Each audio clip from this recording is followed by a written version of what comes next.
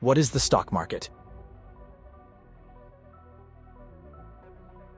The stock market is a place where individuals and institutions buy and sell stocks, also called shares or equities, which are small ownership pieces of companies.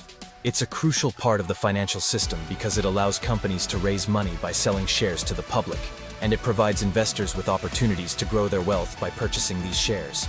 The stock market is made up of stock exchanges where buying and selling occur. Two of the most famous exchanges are the New York Stock Exchange, NYSE, and NASDAQ. Types of investments in the stock market. 1. Stocks, equities. When you buy stocks, you're buying ownership in a company. If the company grows, so does your investment. Conversely, if the company does poorly, your investment can lose value. Common stock provides voting rights in company decisions and may give you dividends, a portion of the company's profits.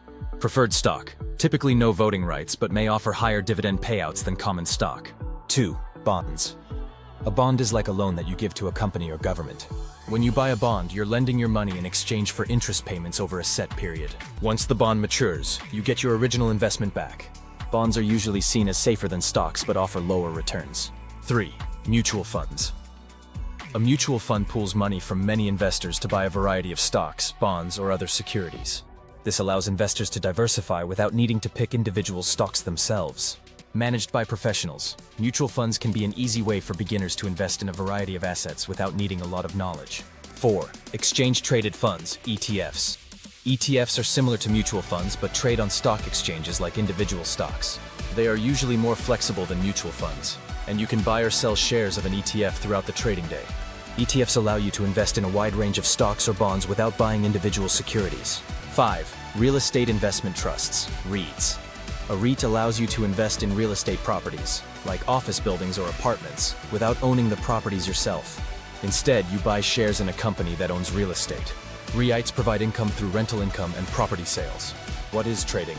Trading refers to the buying and selling of stocks or other assets within short time periods, ranging from minutes to months. There are different types of trading, depending on how frequently you buy and sell. Types of trading. Day trading. Day traders buy and sell stocks within the same day, aiming to profit from small price movements. They don't hold stocks overnight.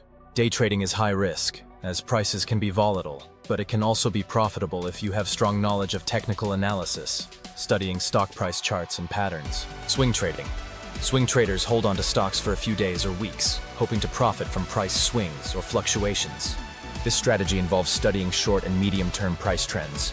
Swing traders don't need to monitor prices minute by minute like day traders. Position trading. Position traders hold their stocks for longer periods, months or even years, based on fundamental factors, like a company's growth potential. They are more focused on long-term trends than short-term price movements. This style is often used by investors who prefer to let their investments grow steadily over time. Scalping is a very short-term strategy where traders aim to make small profits from tiny price movements. They enter and exit trades in a matter of seconds or minutes. It requires quick decision-making and a solid understanding of the stock market. 3. Options trading. In options trading, you don't buy the stock itself, but a contract that gives you the option, but not the obligation, to buy or sell a stock at a certain price within a set period. Options can be more complex and risky, but they offer opportunities for leveraging your investment. 4. Margin trading. Margin trading involves borrowing money from your broker to buy more stocks than you could with just your own money. This amplifies both your potential gains and potential losses. Margin trading requires careful risk management since you could lose more than your initial investment. How do you get started with investing and trading? Choose a brokerage account. To buy stocks, you need to open a brokerage account with a company that facilitates the buying and selling of stocks. Some popular brokerages include Fidelity, Charles Schwab, and Robinhood. Many of these platforms offer paper trading features, allowing you to practice without using real money. Start with the basics. Before you start investing or trading real money, take time to understand the stock market, types of investments, and strategies. Try using simulation tools like stock market games to practice with virtual money. 3. Diversify your investments. Diversification is one of the most important principles in investing. It means spreading your investments across different sectors or types of assets, stocks, bonds, ETFs, etc., to reduce the risk. Don't put all your money into one stock, as it increases the chance of losing everything if that stock performs poorly. 4. Research. Before making any investment, do your homework. Learn how to read financial statements of companies, understand market trends, and know the risks involved. Follow reliable financial news sources and consider using technical analysis, charts, patterns, and fundamental analysis, company earnings, growth potential, to make informed decisions. 5. Start small. Begin with a small amount of money that you can afford to lose. As you gain experience and confidence, you can gradually increase your investments. For beginners, index funds or ETFs can be a good starting point, as they allow you to invest in a wide range of stocks with less effort and lower risk. Risk management.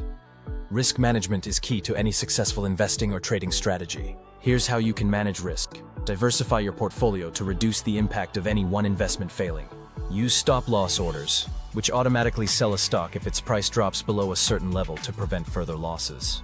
Understand your risk tolerance, meaning how much risk you are comfortable taking. Don't invest more than you're willing to lose. To sum it up all, getting started in the stock market as a beginner can feel overwhelming, but by taking it step by step, educating yourself, and practicing with small amounts of money, you can gradually build up your knowledge and confidence.